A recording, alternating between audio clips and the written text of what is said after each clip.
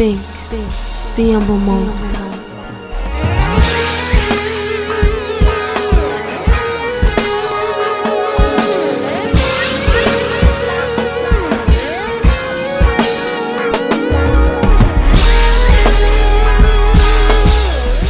Flag in the back. Thank you, man. I was going to ask you how you felt about my background, man. It's very important to me. Yeah, that's definitely to the point and right on time. What the hell we going? The temperature of the world right now. We need that. For sure. I need you to send me a copy of that. I got you. Right. I got it right here on my desktop. You just can't share it with nobody else, man. We gotta keep it exclusive. You know what I mean? Pan-African. Well, let's get right into it since I'm a little late as it is. But ladies and gentlemen, the Grammy nominated Half a P Rhyme, one of the best lyricists out of Detroit ever, Royce the 5'9". What up, legend? Man, we got another legend. We got two legends. Legend Day? Man, I'm just it's an honor and a privilege, man. I'm taking it back even when you just come to just play beats and shit. I just be in here like a fan. But shit, well, we definitely got some unfinished business on the music side. But I meant to ask you, bro, being from Detroit, what was your relationship with Dilla? Did you have one? I did have a relationship with him. Dilla was older. Like when I got out of high school, I started going to the hip hop shop. That's like a clothing fashion designer named Maurice Malone. He had like this I remember him. like the story on 7 Mile. He used to do like an open mic in there and shit. And I mean, as soon as I stepped onto the hip hop scene, started going there, like I immediately started hearing Dilla name. You know what I mean? Like that's when I started being interested and like reading who produced what. You know what I mean? And then I started seeing his affiliation with Q-Tip. I seen they formed the UMA, so his name was already ringing. And he was like, in Detroit, it was kind of like separated into two worlds at that time. It was like you had the hip hop world where, you know, the hip hop niggas went, the lyricists, the backpackers went and rapped right on 7 Mile and shit. And then you had the street rappers who had work in the street. They were street niggas, they were street rappers, and then they just went and played their music at the titty bars. They hung at the titty bars. So some of us hip hop niggas would hang at the titty bars. Like all my OGs went to the titty bar, so I just went to the titty bar. So I was kind of like cool with both sides. Not that either side was against each other. It just was two like worlds. You know what I'm saying? So right. Dilla was one of them niggas that was at the titty bars all the time. So I used to see him. Yeah, I used to see him and shit. And, he an East Side dude too. So it was like I used to see him all the time. And then when I got signed, I started moving a little bit. Then we ended up doing a piece of vinyl together on Ruckus. And just getting together and doing those sessions, I got to know him a little bit better. But I ain't really get the opportunity to really like, you know, like seize the opportunity to like, you know what I'm saying? The benefits of being around that kind of genius, I think I kind of took it for granted. Just, you know what I'm saying? You know how you do, man. Yeah. I had the pleasure of meeting him, I think it was probably 2003, 2004 when he was signed to MCA. And OG of mine was A&R his project. And he came to me to get some beats, but I remember he brought them to my house. Came in with the fur hat, fur coat, the mats and shit. You know what I'm saying? Real Detroit. And super cool. He was like, he wanted to get music from producers that he respected on this album. And I was just like in awe of that. And what made it worse though was that I didn't know a lot of records that I love. I thought Q-Tip had done. Right. I didn't know that he had actually done some of the joints I love. I wish I had known that day, you know what I'm saying? Because I would have definitely gave it up a lot more, but I just had respect for him, period. But I was just, like I said, I was still flattered that he came to me, per se, just to get, you know what I'm saying, just to get some music, because he could do it himself, you know what I mean? Type of thing. Yeah, I kind of feel like that. Like when we got together to do the vinyl and shit, I went to we did it at his crib and shit. I went over there And I remember the setup was in the basement and shit, and he was like playing, we just going through beats and shit, playing shit. He's playing me a bunch of fire. And I remember I was like, "You got some water, bro?" And he was like, yeah, got to go up in the kitchen. So we went up the stairs and shit, went up there. I'm standing in the kitchen to get some water, and I just happened to look over to my right, and in the living room, sitting on the couch, is just Common, just sitting there on the couch, like, just Common, just sitting there. You know what I'm saying? I'm like, holy fucking shit, you got common sense just sitting on the couch? He was just like, "Oh, what's up, man?" I was like, damn.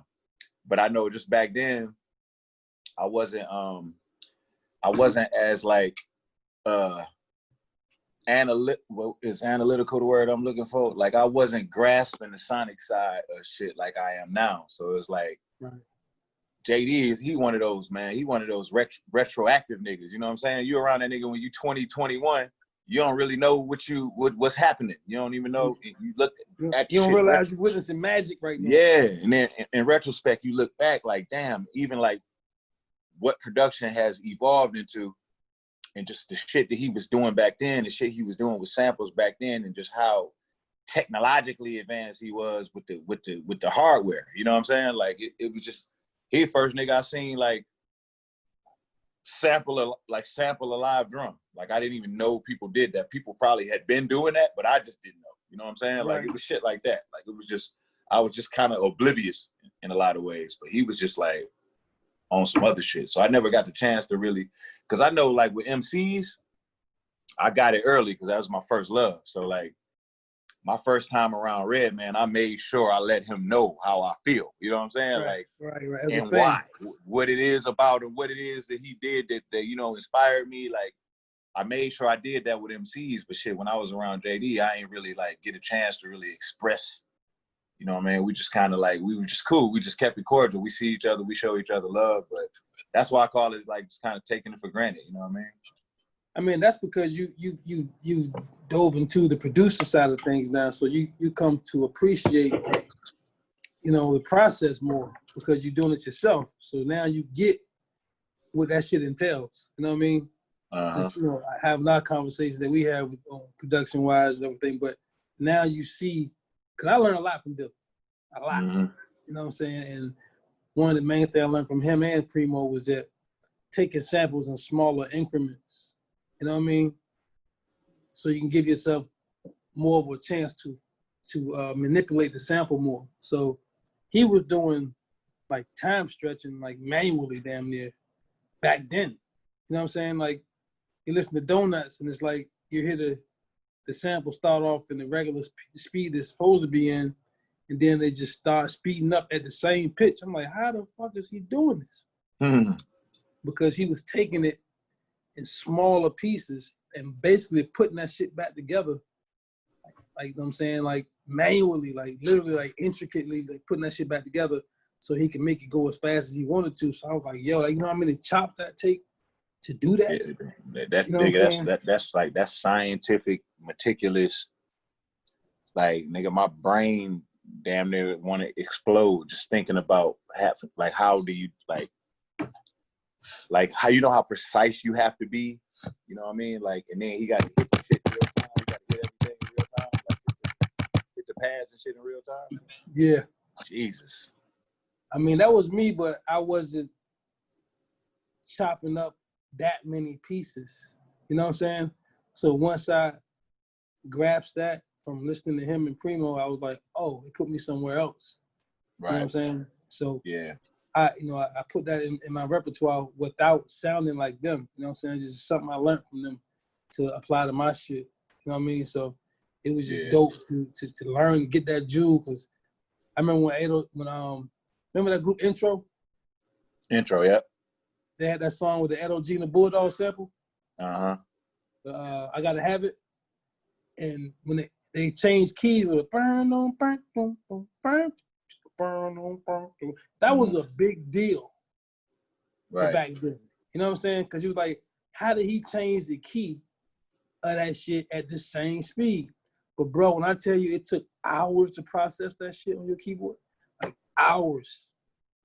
Like, you just leave that shit processing and go to the mall, go shopping and shit, come out, that shit still processing. Damn. You know what I mean? Like, it was insane. So to hear Dilla do that shit with ease, it was like, oh, this got something else. You know what I'm saying? Like, yeah, nigga, because usually when a nigga is that technical, he's usually just that. A nigga that's that technical don't usually have all the other tools that he had. You know what I'm saying? He was like a producer. He was like scientific on the tech side, but he also wasn't like a slave to like technical shit. He also still would like, he would go off of how he feels too. You know what I mean? Some people, like, if they real technical, then everything they do is just straight up technical. Like I use rappers as an example. Like usually when you got a rapper that's real like meticulous with the techniques, then that's just kind of like what they do. Very rarely can they like straddle that fine line that can translate to other crowds and still be lyrical. You know what I'm saying? Usually writers pick a side. You know what I'm saying? But like right. Dilla is like across the board. It's just like he ain't lack nothing.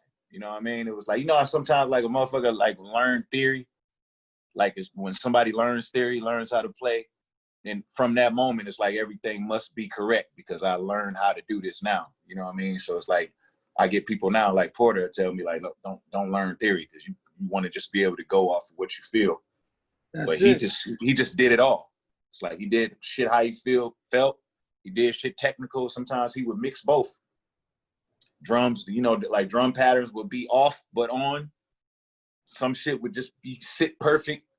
It was just however he wanted to make it feel, man. It was just like he was in complete control of the whole process. Like he just had the whole shit on the string. And that's why I would tell people, you can't teach feel. Yeah. You know what I'm saying? You can't teach feel. That's just in you. You know what I'm saying? So I learned that from him as well. Just being able to allow the sample to take me wherever it's going to take me, right, and not try to make it like just stay in this certain zone that it has to be this way. It's like, nah. It's basically like basically you going into that set like, hey guys, how y'all doing? You mind if I come in here and jam with y'all for a minute? You know what I'm saying? Right. Basically just add some shit to it. But having that type of relationship early, but now Primo, I know, was helping you out a lot too, you know, with your new venture in the producing situation. Like, that's another monster, you know, in itself, to have Primo in your corner to help teach you and guide you. Like, how was that? Preem taught me how to use the MPC in the beginning and shit. Cause initially I bought Ableton. Cause one of my DJ had told me, like, yo, this is what you should get. You know what I'm saying? So I just got it. I called Primo fucking around, and Primo was like, nah, take that back, because that's too, you shouldn't start there. It's gonna be too confusing for you. Right. And he was right. I looked at that shit looked like Chinese arithmetic. You know what I'm saying? So I took it back. He told me to get the MPC Studio. I got the MPC Studio, and I got on FaceTime with him, and he just kind of like walked me through the basics of it, like how to use it. So I started, he showed it to me well enough to where I could, without having to call nobody, I could just, you know, like program, you know, just basic drum loops and shit like that. So that's why I just started doing that. Just practicing a lot, doing that shit. When I got back in town, Porter came in and he showed me Logic. Once he showed me Logic, that's when I really, you know, got into it. But, you know, and then since then, I ain't really been doing shit but practicing. I mean, you know, I practice, have conversations with niggas, you know what I'm saying? But Preem, he don't really like, his shit is just like, be free. Be free. You know what I mean? Like, it ain't really no limit. You know what I mean? So He's not like constantly trying to like bombard me with like drum sounds and shit like that. He just be free. Keep it fun. You know what I mean? And then I started off in the beginning. Porter gave me a bunch of sounds and shit. You came through, gave me a bunch of sounds. So I just had a bunch of shit already. It was like a cheat code. All I needed to do was just learn how to put it in its proper perspective. But sonically, you know, like as far as just like the sounds, everything was A1 already. So no, your utility belt was insane. Yep. like the fuck, like But so Allegory was the first album that you actually did your own production, right?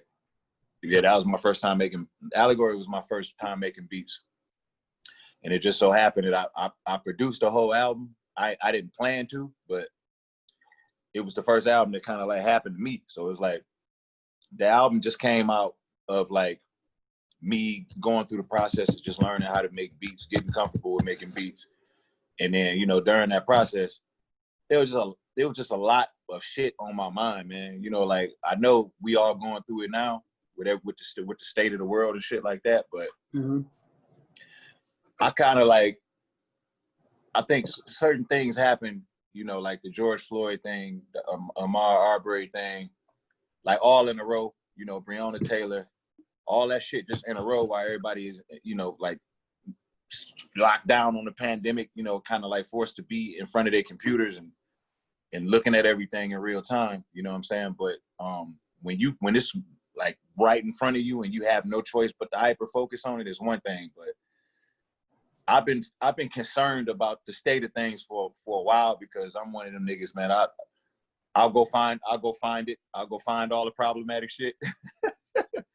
I'll go find all the problematic shit that's going on in the world and obsess about it. So I was kind of like on this page already. So a lot of the things that I talked about on the album, they still affecting us right now, but it was like affecting me back then. And now it was like, that's kind of like what came out, you know what I mean? So it was, everything that was going on was kind of like inspiring the shit that I was talking about on there. So that's pretty much how the album ended up happening. I told my man, I said, boy, if you can go and dig up a slave and wake him up, and he'd be like, tell me, is we free yet?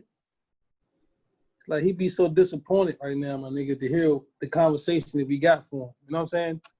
Yeah, we talking about back then. He's super disappointed. It's the same dialogue. He'd be disappointed because everybody will tell him, yeah, we free. And he'll go check up behind him and be like, no, you're not.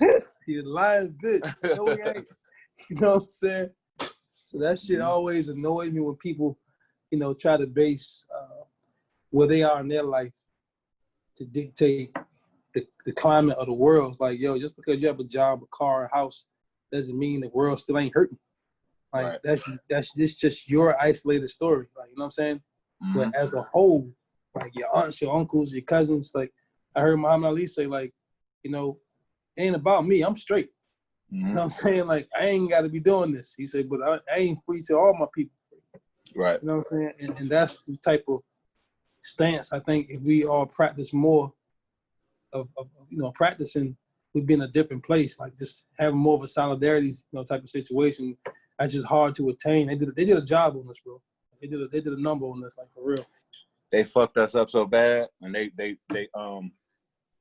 complicated it so much. They confused it so much. I think just over the years, like it's a mixture of just over the years, the cycles repeating, and then like just as they evolve, they get worse, they get more intense, and then also like the lackluster attempts to fix things just complicated shit even more. You know what I'm saying? Yeah. So it's just like I think so we inherit all of that, as the shit progresses. And I just think that every man for himself mentality is just some shit that we were just kind of like just genetically predisposed to. So a lot of times niggas don't even know how harmful to our community that it is to think that way until we put in some sort of position where we kind of like forced to look at it and go, oh, okay, now I get it. So it's damn near like we sitting and waiting on people to just wake up one at a time. You know what I mean? Like it's still niggas out there that feel like once they made it out the hood, that's it. They made it. You know what I mean? Like, and then they'll help. They'll stand on the front line and help preach about what we need, but they won't take the steps to actually change our situation. It's like, it's like they'll still sit there and wait on like the shit to build itself. I know you ain't waiting on white people to do it, nigga. You know what I'm saying? Can't be. You could not possibly be. You can't be, bro. So it had to be in a comfortable place as an MC to even attack those subjects? Because I'm sure, you know, that brings a lot of backlash from your fans because, like you say, everybody ain't woke yet. So you attacking these topics, I'm sure you've seen your comments changing on your Instagram and your Facebook, wherever the fuck, like, they come out the bushes, like, start calling you a racist and, you know what I mean? Like, I can't imagine the shit you've been enduring since you done that. So you would say that you're at one of your most comfortable places as an MC right now? Yeah, I mean, you got to be. You know what I'm saying? Like, I think, shit. As I go through life, I don't really think about evolving as an MC or like where I'm gonna take this creatively or where I'm gonna do this. For me, it's just evolving as a person, like as a man, like as a man and as a person.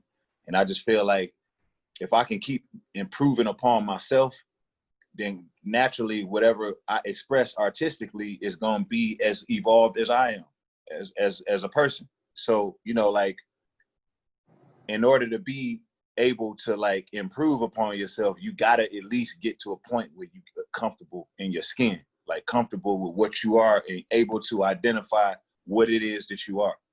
Once you can do that, then you can see, you know, areas that you can improve, and then you can kind of like focus on those areas. You know what I mean? So it's like, along with that comes being cool, you know, with things not being perfect. You know what I mean? Like being cool with the outcome of things.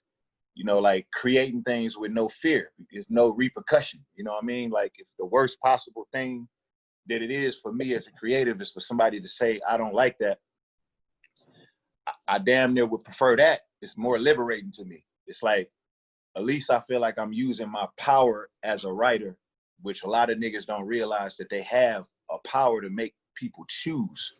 Right. Make them uncomfortable. Don't make it easy. Don't make them feel like, oh, that's cool. That can exist, because that's worse than that's the worst failure it could be, for it to just exist and not affect nobody.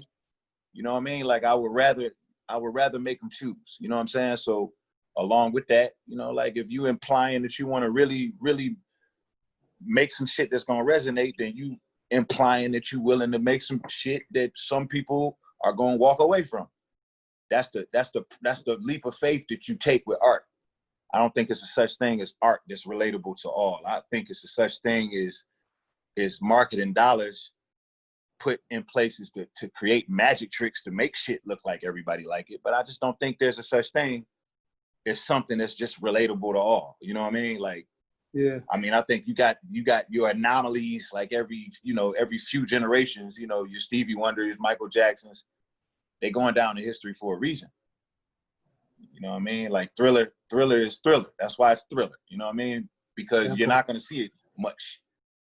You know what I'm saying? But I like throwing paint on the canvas, hanging it up, and inviting people in to take a look at it. You know what I mean? Like the whole concept of like taking the canvas off the wall and chasing people around, begging them to look at it. You know what I'm saying? Like, never. That's not my thing. Never. Well, like I say, these days it's hard to get an artist to just stand on something. Yeah. You know what I'm saying? That's what separates you from your average MC. Like you willing to, however you feel, you willing to stand on that. You know what I'm saying? And move forward with that rather than worrying about how the in crowd is gonna take it and how they gonna feel about it and all that, you know, soft nigga shit. So it's just good to hear somebody with that Curtis Mayfield approach, Marvin Gaye approach. What's my girl name? Oh my God, she did the blow. Nina Simone. Nina Simone, like she was just so like tapped important. In. Important. Super, because you gotta understand, bro, for her to speak at that time was way more dangerous to do it now. Way more dangerous. You know what I'm saying? Those racist people had more of a platform to just go out there and just snatch you out your house that day they heard the song. You know what I'm saying? And be totally, you know, excused from the law. You know what I mean? And not be punished or anything. So like for her to take that stance, then it's like, wow, like I find myself, I gotta take it in doses, man. Because if I allow myself to go down that rabbit hole too deep, then I get too mad. I just get too caught up, and angry. You know, when I start really looking at it for what it is, you know what I'm saying? It just really makes you mad, bro. That you don't have anything to support you if you do take a stance. Yeah. I feel you there, man. Because it's like you got to guard your energy. You know what I'm saying? So it's like, once I start realizing how triggered I can get, and certain things that trigger me, I start really like policing myself on how much I'm gonna look at. Because once I feel like I knew the gist, I pretty much got the gist of what's happening. You know what I'm saying? Like it's like, right. It's like me personally, I never watched the George Floyd video. I've never watched that whole video.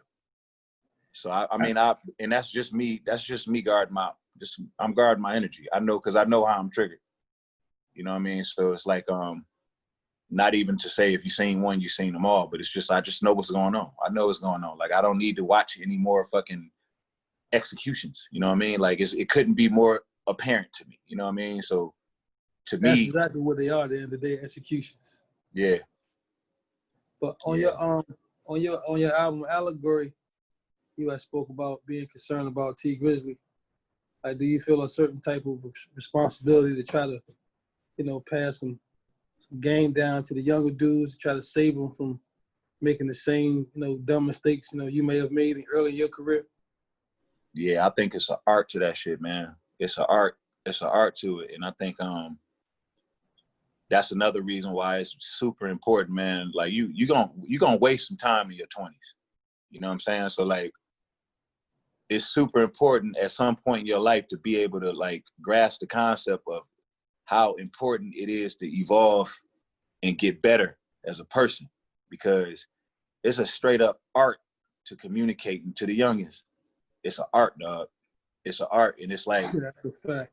It's a part of success. Like, if you really can look at people that come after you doing the same thing as you, who you know you open doors for, and if it's easy for you to just sit and watch them fuck shit up for themselves, and you be okay with that, then you can't really expect to get the most out of what you want and what you're looking for. Like, I just don't feel like the universe worked that way. You know what I mean? Like, and I don't think God would put certain people in certain positions, you know, like if just morally it wasn't for them to do, you know what I mean? So it's like, it literally bothers me. It bothers me to watch people make mistakes, not because they're making mistakes, but because I felt like it was something I could have did to help them, and I didn't. You know what I mean? Like, I don't like that feeling. You know what I mean? So like, trying to figure out ways to reach these niggas, put certain things on their brain, plant certain seeds with them, because, you know, ultimately they're gonna do what they're gonna do. But you got to also understand that you trying to communicate to them through their transgressions. You know what I mean? Like, you dragging along your baggage, and then, you know, they got their transgressions that they bringing with them, and they also still trying to find their place.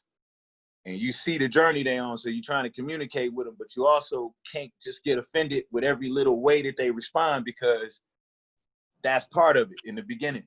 You know what I mean? Like, part of it is just trying to understand what the fuck is going on. Like, and coming from Detroit, a place like that, everybody is guilty until proven innocent. So everything you say can and will be held against you in the court of my own crazy ass mind and the way that I perceive things. You know what I'm saying? Because if they're not prepared to receive it, then they're gonna. I remember when I first met Jean Riggins, and I was talking to her, and I had my arms like this while I was talking to her, and she told me, unfold your arms. She said, when you got that type of posture, it means you're not willing to receive anything. And that's just stuck with me. You know what I'm saying? And because I had never heard it put that way. She was like, yo, your posture means everything. So we have a lot of young guys I see out here that really don't want to hear shit that can happen. Like, they would rather crash and burn on their own. So you got to be okay with that too. You know what I'm saying? Because when you do give them the game, it's like someone's like, yo, like, it's old head, man. He's always trying to got some shit to say, like, you know, whereas another guy would be like, you know what, OG, I really appreciate that. So it's like, when you open yourself up to give that kind of advice, you got to be willing for that to accept that other side. Yeah, you gotta be ready. You gotta be ready for everything that come with it. You know what I'm saying? Like you can't go into it, reach back to the youth and then it turn into you beefing with all of it. You know what I'm saying? Like if that's the case, then you the toxic one in the motherfucking in the equation. That's why I said OG can mean two things: opportunity and guidance, or opportunity and greed. You know what I'm saying? Yeah. Because I know when I was young, like coming up, the OGs to me, man, I mean, shit, they provided for niggas. They took care of us. You know what I'm saying? Like them niggas was there. I mean, I had my dad in my life, but like these specific OGs, like my OG Cash, it was just like he always made it a thing. Like you got some money on you? All right, here. Like he always acted like a big brother or like a uncle or some shit. You know what I'm saying? Like, right. And it was just like he did more than just say shit, tell me what I should be doing or what I'm doing wrong. It was like he took it a step further than that. You know what I mean? Like he had to. It's almost like they had a community mind frame already, even without grasping the concept of like economic inclusion and just all of us together thinking as a collective in the community and how important it is to like own things and equity and shit like that. I'm talking about just grassroots drug dealer thinking. You know what I mean? Like these niggas naturally grasp every concept that is important. It's just that we just don't realize until later that we gotta fucking apply that shit. You know what I'm saying? And sometimes it's like it's too late. You know what I mean? Like you got more guys like Morgan Freeman, man. They do interviews and just it's just like, bro. God. And it's like that's telling because I've been seeing interviews with Morgan Freeman saying, like crazy things, but like I didn't realize how harmful to the culture it was and to our community it was until, recently. And I'm like, wow. Like I'm looking at this with a whole nother perspective, and I know it's for a multitude of reasons. It's because of the state of the world. It's just because of the way that I view things. You know what I mean? But it's like, yo, it's harmful to the culture. I identify with that now. But the crazier thought is, it's always been harmful to the culture. The way he was handling it. You know what I'm saying? Absolutely. So this has been years. This has been fucking years. You know what I mean? Like it co-signs somebody else with that same bullshit ideology. You know what I'm saying? Yeah, it's like I call that shit carrying the water for white supremacy. You know what I'm saying? Like you the water boy for white supremacy. Like if you adopt those ideologies and then you utilize a platform to tell what you know is a lie. You know in your heart it's a lie.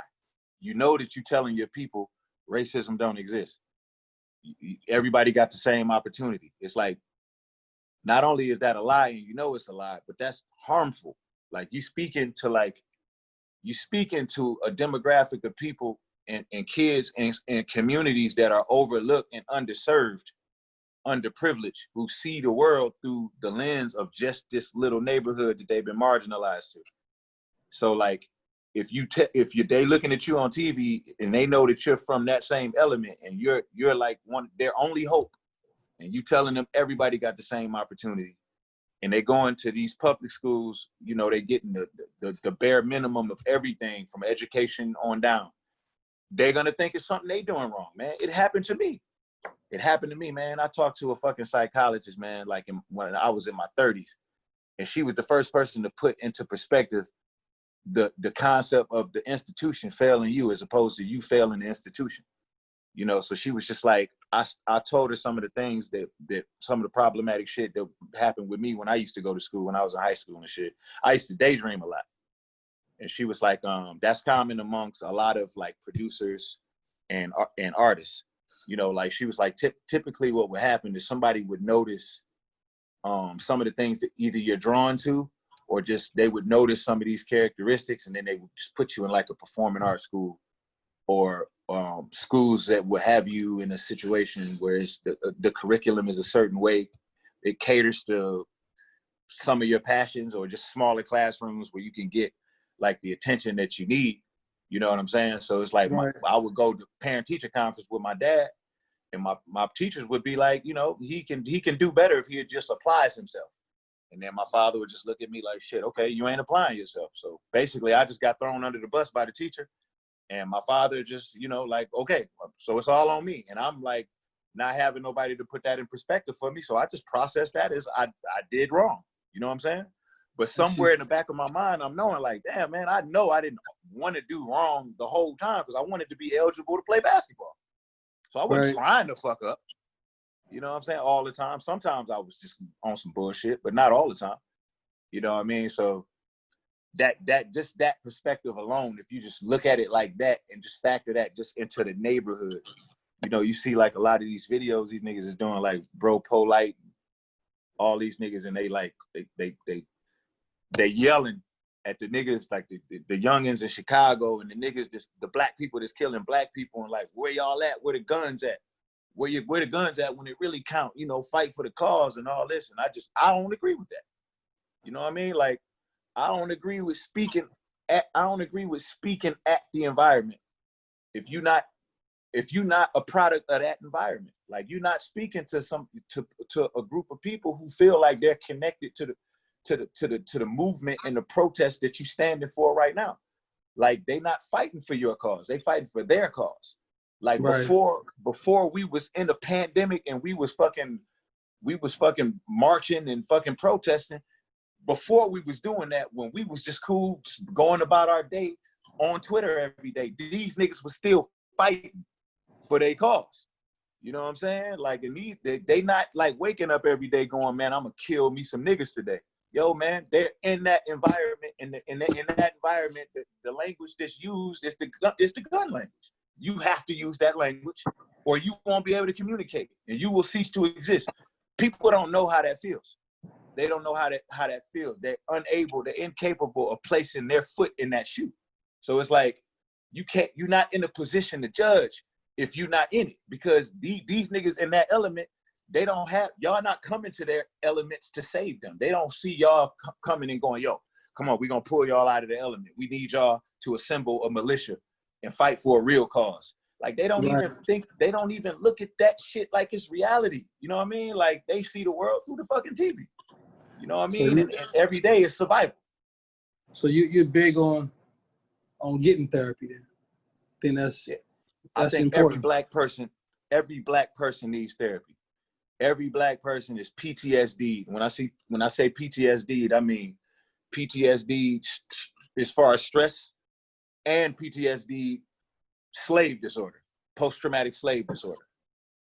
I really feel like that. I really feel like all of the things that harm our culture and all of the things that we do, some of the things that we do that seem to pose more questions than answers, it all links back to slavery in some way. You know, like that misplaced aggression, you know, like not being able to inflict violence and harm onto your oppressor. So you just harm the closest thing next to you, because it's aggression, it's misplaced frustration. You know, a motherfucker come up to you, smack you in your face and tell you to go pick some cotton. And you know that physically you can break this nigga into 3 pieces, but you don't have the solidarity around you to, you know what I'm saying, to be able to stand as an individual, and they want you to accept being lesser than them as your reality. You know what I mean? Like that could put you in a place. You know, and they put, you know, the light skin was over here, the dark skin was over here, and, you know, they raping this one, doing this to that one. You know, this is just, it evolves from that. And, you know, like, people think that since it's all these years later that we're not products of that. But it's like, but you also talking about people who, like, other groups have went out of their way and took steps to erase a nigga's history. You know what I'm saying? So you don't even know what you are, who you are. You know what I mean? So how can you identify with some of the things that you do? You know what I'm saying? Like, you know, you think everything is just, it just is what it is. You don't realize that everything correlates to something. Everything is for a reason. You know what I mean? Like, I ain't just an alcoholic just because I just decided to drink one day. It's a way deeper story than that. You know what I'm saying? Like, a lot of shit, you know, once I delved into, like, a lot of my transgressions and shit, I decided not to take full responsibility for all my shit. You know what I'm saying? Like, Right. Point everybody blank. everybody is a product of what they come from, what they chose to be around, who they chose to be around, you know, their experiences, what happened in life. You know what I mean? Like, my big brother's first time going to jail was when we were teenagers, and I got into a fight with a guy, and my brother is just overprotective, so he went to the car and went and grabbed a knife and came back and cut the nigga up and went and threw the knife in the grass next to the community center right in front of the police when they pulled up. And they took him to jail. And when he got out of jail, number one, he didn't have to do that, but he was overprotective because my dad used to be real firm, like disciplinary wise. So he used to beat our ass when we did shit wrong, but he also used to hit my mom in front of us. You know what I'm saying? So that shit made my brother, that traumatized him. Even though he was only 2 years older than me, he seen a lot of shit at a younger age, and it traumatized him. And made him real overprotective of us. So I attribute that to him overreacting in that situation. Well, and then I attribute him being overly emotional with not being able to get away with that kind of crime. He's too emotional to commit murder, bro, and get away with it. You know what I'm saying? So he went to jail. And when he went to jail that one time, he got trouble in jail, got out, ended up back in jail. He ended up in a cycle of not being able to shake that shit off and restart life in a productive way. You know what I mean? So he was in and out of jail between 20 and 45. So now he not going to jail and shit no more like that, but he sit around and he drink, and sometimes he just get angry. Sometimes he just want to call and argue. You know what I mean? And it's just like, that ain't all his fault. You know what I'm saying? You could say, oh, that nigga he just an alcoholic, man. He just how he is. But yeah, nigga, it's a story to everything. Everybody got a story. That's for sure. So speaking of story, what's the story when you and Eminem first crossed paths? Like, what was that like? Because, you know, rap is mainly a black thing, and when you bring a white person around, back then it was like, okay, what's going on here? You know what I mean? Until they open their mouth and they prove them different. You know what I'm saying? Of course, but initially, like, oh, like, what's going on? Who's the white boy? You know what I mean? Like, so I'm sure you had to hold him down a lot of times just until he started rapping. After he started rapping, everybody gets it. You know what I'm saying? It's no problem. No, well, actually, with Marshall, because I was younger than all of them. You know what I'm saying? So Proof was actually the one who bought him around. Right. But you know, when I started going to the hip hop shop, all of them they was already there. They was already regulars. They was already known. You know what I'm saying? Marshall was already like, he had already had a buzz, even though I hadn't heard of him. But when I went there the first time, he rapped, and I was like one of the people who was like in awe. But a lot of the niggas there was just like used to it. They was already used to hearing him rap. Proof had already kind of like stamped him, you know what I'm saying? Because before that, I heard he was getting booed and shit. So Proof kind of like bought him around, put his stamp on him, and you know, niggas started giving him a fair shot. A fair, you know, listening to him, giving him a fair listen, you know, and then he just started getting cool with people. And so by the time I came around, they was all D12 they was already established. They already was kind of like a crew. And I kind of like was already a fan of him before I even met him, really, you know, because I just used to see him at the open mics and shit. He used to be tearing shit up, and everybody fucked with him, you know what I'm saying? So I was kind of like already a fan. So when I actually met him, I was doing a show. I was opening up for Usher. It was like a show at a theater that some independent promoter had did, and I somehow got to open the slot, so I performed. And M was at the show. He had like a booth set up, and he was selling his EP that he had out. It was a Slim Shady EP at that time. So it was like half of his first album, but it was still an EP.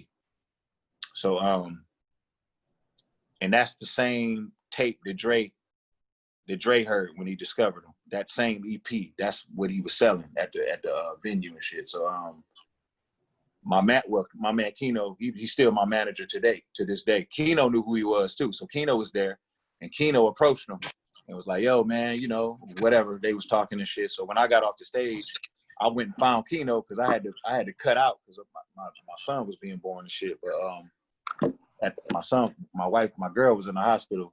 And my son was being born, so I was looking for Keno and shit. And I found him, and then Keno introduced me to Marshall. And I shook his hand, and I told him I was a fan of what he was doing. You know what I'm saying? And he was like, he said something to me about a line that I said on stage in the acapella. So we was like, we had one of them rapper conversations. We exchanged numbers and shit. And then we just started kicking it on the phone. That was the landline days. You know, that was back in the landline days. Absolutely, house phone. Yeah. We'll kick it on the house phone and shit. We'd get niggas on the three-way. We'd be battling on the phone. You know what I'm saying? I started knowing niggas from different states and shit. I remember one time we was on call. It was me, Marshall, Pharrell, this dude Derek Jackson, Rob Walker, and it was a group from Chicago. I'm from Ohio called The Clinic. To two of them, and they both was on the phone. So you had Pharrell rapping, me, Marshall, and the two dudes from The Clinic, and we were all rapping. I guess it was kind of like a battle because everybody, you know, Derek Jackson, The Clinic was his group. He was like, I got my niggas, they the coldest. Rob and them was like, I got Pharrell, he the coldest. And Keno was like, yo, Royce and M, they the coldest. So we was all just on the phone rapping and shit.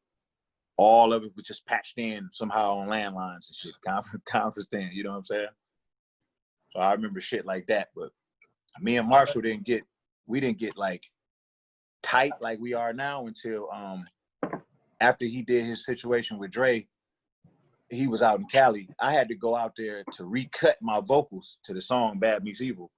Right. That was originally a song that we did just like when we met and shit. So he wanted to put it on his album. So he was like, yo, I'm redoing the beat. So I probably need you to come out and recut your vocals. So when I went out there to redo the vocals, I stayed out there with him for a while. Cause at that time, him and Proof, him and the whole D12, him, Proof, and all of them, they wasn't talking for some reason. I can't even remember why.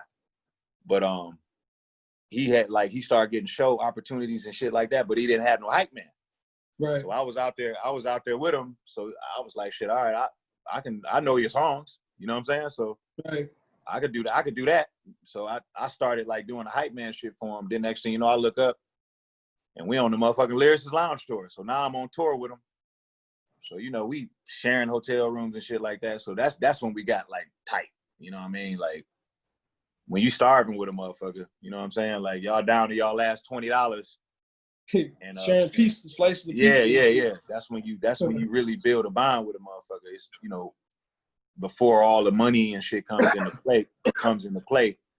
You know, like just like when a motherfucker look out for you when there's no upside, when they just do it because that's who they are, then you know, like that's what you hold on to. So that's why to this day, you know, everybody be like, he always defending him, man. He you know, he just trying to hold on to his position. And they don't realize that there is no position. I don't work for him. He's just a friend of mine. But the reason why I'm loyal to him is because I know that I know the man. You know what I'm saying? Like, it's that simple. That simple. It's nothing. He has nothing that I want.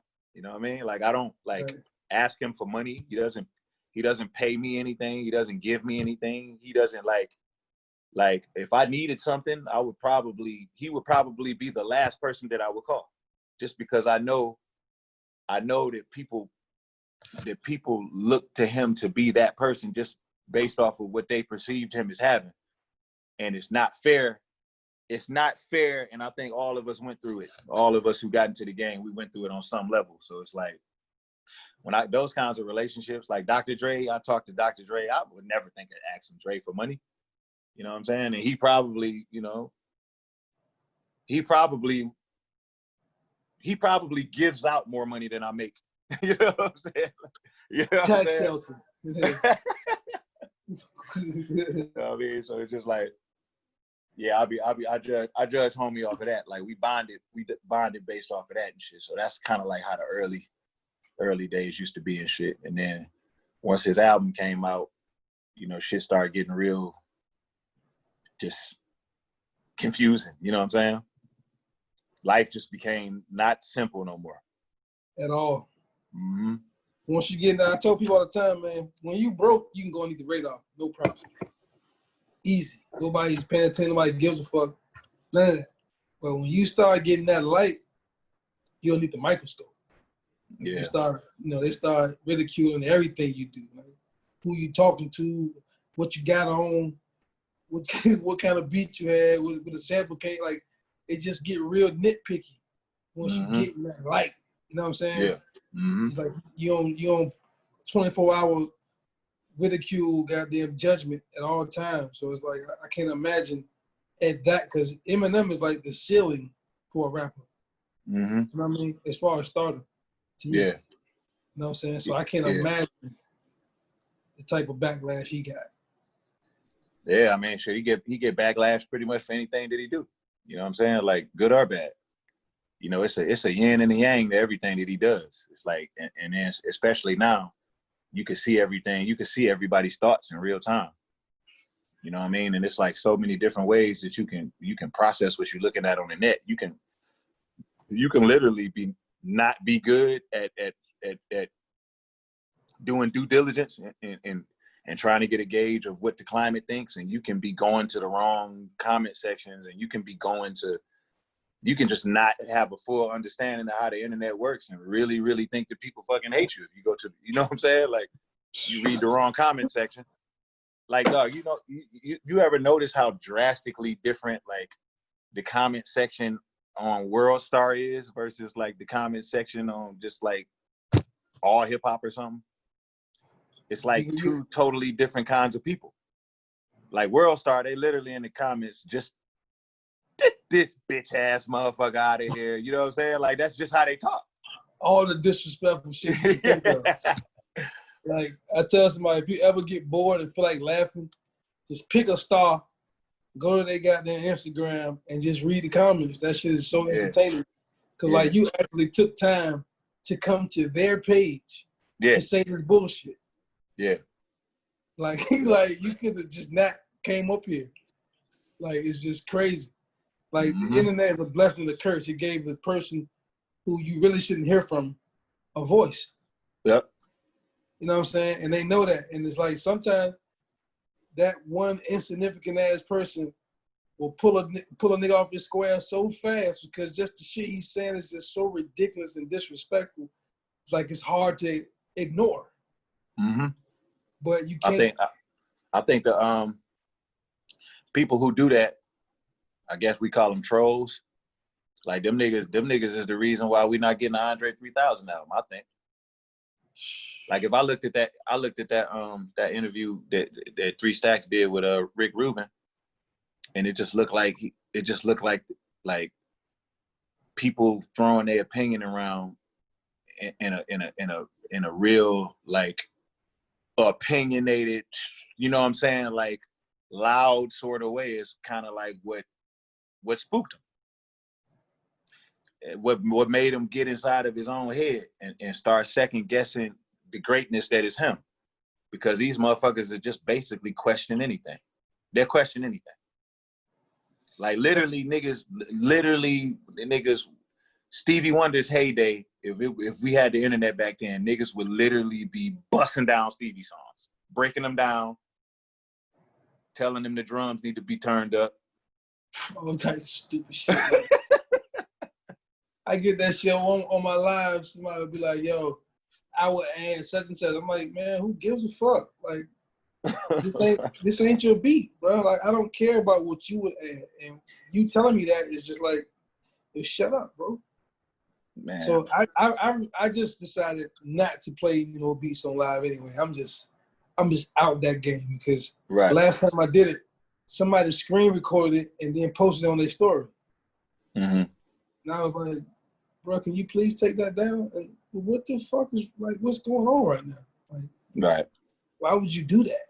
Like, it's just like, I really think corporate America has devalued music so bad that people just feel like they can pull a hit out their ass on command. And that's not even likely. If that was the case, Michael Jackson would have had 3 Thrillers. Like, he couldn't do it again. Right. You know what I'm saying? Like the stars really got to be aligned and all that shit in order to get those type of albums. But they got these kids thinking, just throw it out. Right. Just throw it out. Just throw it out. You just do another one. And then when you throw it out, do a video on how you did it. Like take all the mystique away from your talent and give them all your secrets on how you did it. It's just so saturated at this point. So disrespectful to the craft at this point that it annoys me, because you go to YouTube right now and see videos how to do 90s beats, how to do Dilla beats, how Bink did Devil in a New Dress. Like, are you serious right now? Mm-hmm. That's where we at. It's like everything is not cookie cutter. You know what I'm saying? You just can't. And I try to encourage this kid all the time, like, bro, stop sharing your secrets. Right. Your secrets are that's what makes you who you are. So once you give that up, like, your mystique is gone. Right. And now everybody's doing it, because we didn't know that until you told us what you did to that drum and how you did it to that drum and what effect you used and what program it was. Like, that's none of nobody's business. Should be. You know what I'm saying? But today's world is like, nah, give all that up. You know what I'm saying? Right. Give all that up and throw all your songs out and just go. You can just do another one. It's like, bro, no, you can't.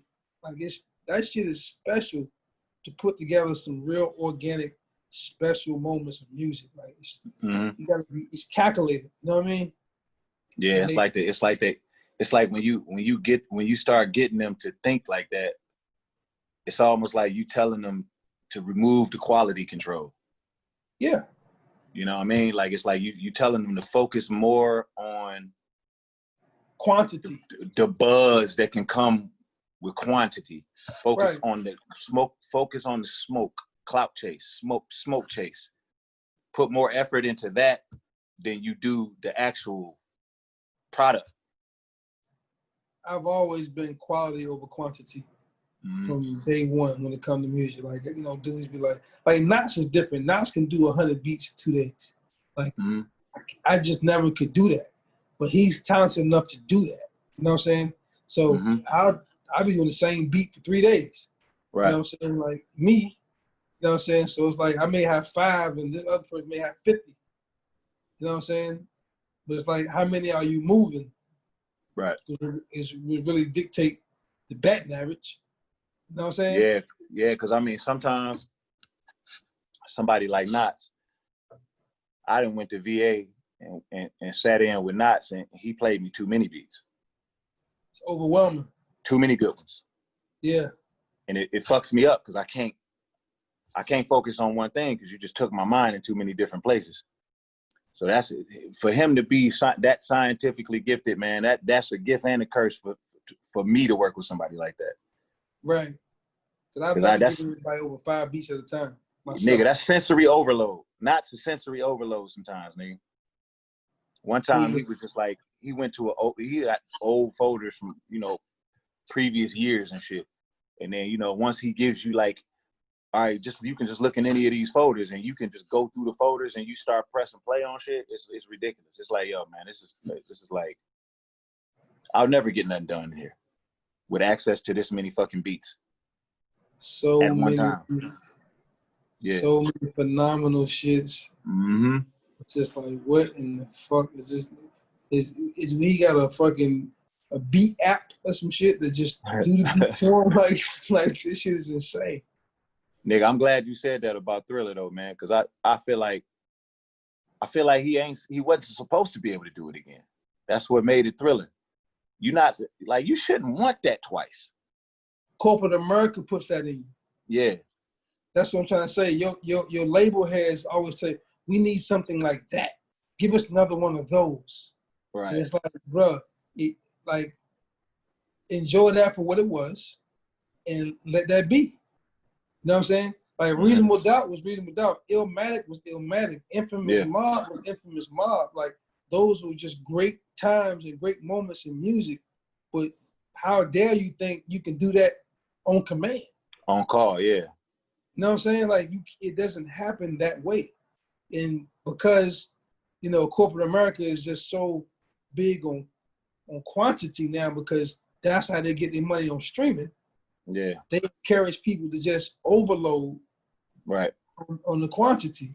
And it's not, and if you're not really conscious of real creative rules and laws, then you'll fall right into that dumb shit and just start throwing shit out every 2-3 months, just a new album. It's like, bro, it's the same thing as you shooting your load. Like, you just shot your load, man. Like, nobody want to hear from the same artist like 5 times in 1 year. Right. You know what I'm saying? Like, it takes away the specialness, the organicness of the music. I'd rather you give me one album, market that shit 3-4 months, go away for a while, and then come back with a new album. Like, I'd rather you do that than you every time I turn around, you got a new album. You got a new mixtape. You got a new album. You got a new mixtape. It's like, God damn, like, I ain't even let the last one soak in yet. You know what I'm saying? Like, it's like you got me under pressure. Super pressure. But it's like, but this is what corporate America is doing to the kids, man. They're just making them feel like, first of all, they have to be on those platforms to flourish, which is a lie. And second of all, they tell them not to overthink the music. Just throw that bitch out. Right. Do another one. You know what I'm saying? So I'm just like, bro, listen, man. At the end of the day, I still keep my shit exclusive. I try to really have a well thought out plan with the music. I'm very meticulous about the drums I use, the keyboardists I use, the musicians I bring in. Like, I'm still in that zone. You know what I'm saying? Whereas I see so many people now, like they just pick a sound. Okay, we like that. His album was dope. Let's do that. And they just mimic that whole album. Like Tyler, the Creator, you would think Pharrell produced the whole album. And Pharrell's nowhere near on it. It's all Tyler, the Creator. It's insane. Like, but this is where we are in music. Like, back in the day, that should get you shot at. You know what I'm saying? Like, like real shit. Like, you actually take somebody's whole shit and then do a whole album sound like somebody else's shit. Like, it's offensive in the artistic world. You know what I mean? Right. Super offensive. So, but other than that, Slaughterhouse.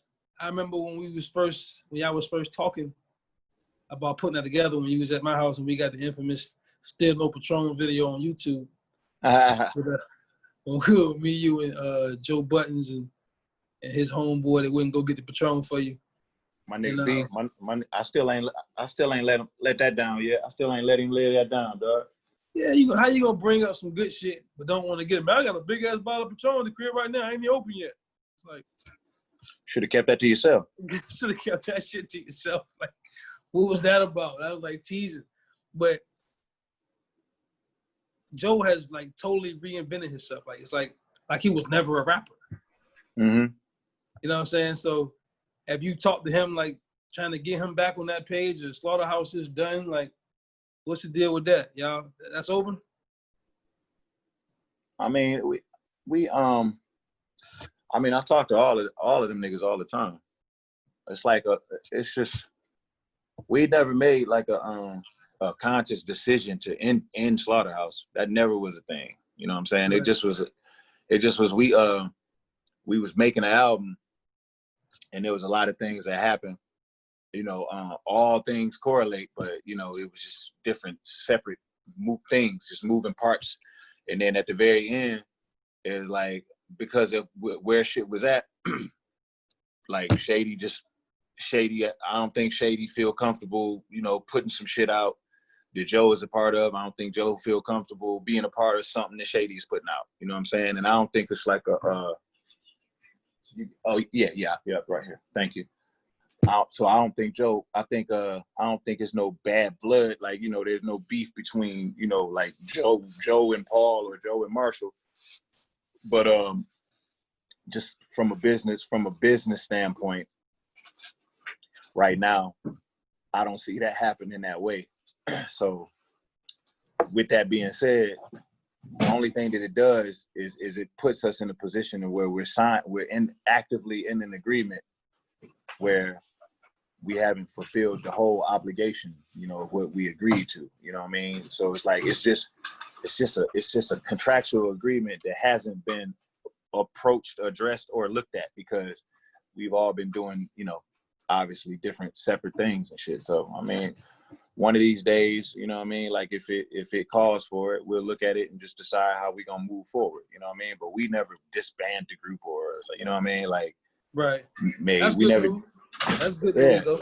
Yeah, it's like, you know, so it's like if we decide, at the end of the day, it's still our shit. We built it, you know what I'm saying? So if we decide, you know, like, to come together and do some shit, you know, like we want to pull from the brand because, you know, it's value there. Yeah, you can take it. Thank you. Because it's value there. I mean, shit, then we'll do that. You know what I mean? But right now it's just sitting. You know, we can't. It's not gonna do nothing unless we moving it. You know what I'm saying? So right now we just not moving it. Joe doing his podcast thing, and Crook doing his podcast thing. I don't even be knowing what I'm doing half the time. You know what I'm saying? I wake up, I don't be knowing what's going on. You know what I'm saying? So it's you know, everybody just where they are in life. When we first started Slaughterhouse, we was all in the same place mentally in life. Right. We all had the same goal, agenda. Yeah. You know, we just wanted to tear shit up lyrically, and we just wanted to add the lyrical element back to the art form. That's all we wanted to do. You know what I mean? And we didn't want to be commercial. We wanted to do it and still be, you know, like tearing shit up on the net. Like we was proud of that. We owned that. Like some people be like, yo, man, you know, you just on the internet, you gotta be on the radio. We didn't care about being on the radio. We never, you know what I mean? Like we like being only on the internet. So we kind of like embrace that. Basically some Griselda shit, same shit. That's like your formula to me. Mm-hmm. But my man Champagne Era was talking to me about some infamous boat in Detroit that a lot of y'all used to hang on in Detroit, like a lot of parties or something went on in that boat, some type of boat. What's something? Oh, the Bablo boat. Yeah, the Bablo boat. He was like when I was a kid. Yeah, they got their first act on the boat. They got their first piece of act off the boat, they were telling me. Yeah, because it was like Bablo was actually, it was an island. It was an island with an amusement park on it. So like you had to go and take the boat ride, you know, over to the island, which was a short boat ride over to the island. But the boat ride itself was an experience. And then when you get to the island, that's a whole nother experience. And that was something for Black families in the hood to be able to do that was, you know, like equivalent to like what a vacation would be. Right. You know, niggas ain't get vacations, you know what I'm saying? So like to be able to get everybody together and go do some shit like that and everybody getting along, ain't nobody arguing, you know, my brother ain't arguing with my daddy ain't arguing with my mama, everybody having a good time. Those are like those good memories that niggas got to hold on to. You know what I'm saying? Where we all get in the car and we actually leave early in the morning and don't get back till super late at night. We spent the whole fucking day together as a family doing fun shit. You know what I'm saying? So yeah, that was like one of the island though. Y'all had an island. An island, my nigga. And that's all that was on the island, was just that amusement park. It's crazy. It's a small little island. And I can't remember exactly the origin of it, like who built it. But whoever did that, man, like they were in the right frame of thinking. You know what I mean? Like niggas need to start building more shit like that because, man. So it's still there or it's gone? Well, the island is still there, obviously, but like the amusement park, it's like some of the stuff is still on the island, but it's like old condemned shit. And recently the boat burnt up. It's like two or three of them. The boat burnt up, and then I seen a recent picture of the boat again, looking like somebody fixing it up, like refurbishing it or something. I don't know, like kind of like fixing it up. But as far as Bablo Island itself, like as an amusement park, I don't know if it's like plans to open it back up, redo it, open it back up. I would love to. I should probably look into that shit and see what the fuck is going on. It sounds like a money tree to me. Yeah. If you actually got that going again, because I think a lot of us forget about those moments in time as kids that really you hold dear to your heart because you had so much fucking fun. Like we had a place here called Seaside Park. It wasn't on the island, but it was the same concept. It was on the beach. You know, it had like amusement park, had a little merry-go-round, little roller coasters, all that type of shit. But you know, my family would cook all night, fried chicken, deviled eggs, bologna and cheese sandwich, peanut butter and jelly, little hub juices, goddamn, you know what I'm saying? The food line brand sodas. It won't no Welch's grape. It was just called grape and cola. You know what I mean? Yeah. Them joints. So it's like that right there, I can remember like certain smells will take me right back there. Like literally right to that moment. You know what I'm saying? And I think a lot of right now our kids are missing out on that type of thing. You know what I'm saying? So I think it would be genius to, if you could, to get that shit going again, because that shit would be pivotal to, you know what I'm saying? Because like you say, everybody's family isn't fortunate enough to take a trip to Miami or Disneyland, or, you know what I'm saying, California. Like that's, you gotta have some bread. Yeah. Literally, it take a few $1,000s to do that. You know what I'm saying? But to be able to just jump on this boat for under a couple hundred, and have a great time and come right back home that day, like at least we can do that. You know what I'm saying? At the least. And my nigga, it's a big deal to you because you a kid, you a little kid, you ain't never really been nowhere. So like, nigga, just one or two roller coasters, nigga, that's a big deal. Bro, you can't sleep. Yeah. My nigga, you can't even sleep that night, nigga. And you get up. Listen, Seaside Park was a beach. So, you know, first come, first serve. So they getting us up 7 o'clock so we can get the best picnic table, you know, the best blanket area close to the water. You know what I'm saying? Set up shop and hold it down for the day type shit. You know what I'm saying? Like you can't rent that shit. So it's just like all that shit I remember, and it's just so much great times I had with my cousins. I was like, yo, I remember being there all day and then getting in that car ride coming home and just waking up with pajamas on. You don't even remember going to sleep in the car, none of that shit. Like you just that wore out. Like you just had that much fun that you fell asleep in the car. They brought you in the house, put pajamas on your ass, threw you in the bed. Like you don't remember none of that shit because you just was spent. Like you just done. So I really think that's pivotal, man, for our kids to experience as they coming up too. You know what I'm saying? If you're not fortunate enough to go to Miami or Disneyland, wherever the hell people go. For real.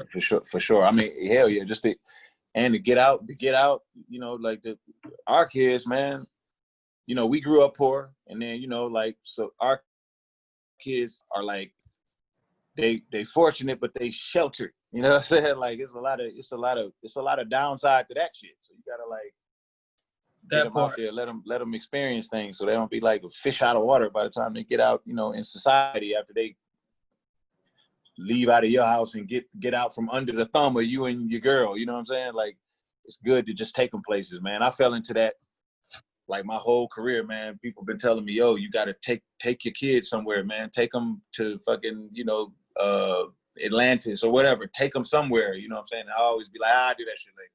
You know what I'm saying? Right. It's like, yeah, man, that shit's it's definitely gotta happen. It's gotta happen. Cause my kids to sit up and just stare at the iPad, nigga, for hours at a time. Like androids. Understand. When my wife be like, yo, no iPads, no tablets, no video games till 7 o'clock tonight. You would think we told them that they gotta walk barefoot on the hot concrete. You know what I'm saying? They be like that scene in Step Brothers. What? You're fucking high.